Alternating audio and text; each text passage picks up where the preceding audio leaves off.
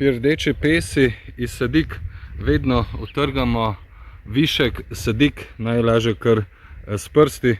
Tukaj imam že kar nekaj dela je narejenega, tako da ohranimo samo eno sadiko v kultipaku.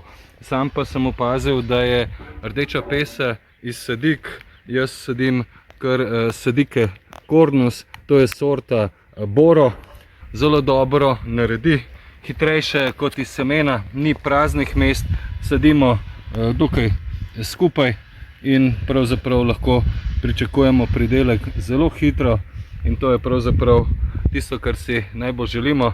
Imamo težka ilovnata tla, ki smo jo pripravili v optimalnem terminu, v ozadju pa se razrašča peteršilj, sadimo tudi čebulo, kajti iz čebulčka je že kar počasi pozno, čeprav nekateri sadijo tudi v maju. Sadili smo solato, potem kar se tiče globine sajenja, naj povem, da pri rdeči pesi in vseh ostalih vrtninah naj sadike kar nekako plavajo z vetrom, sadimo do tiste globine, kakor je sadika rasla v kultipaku.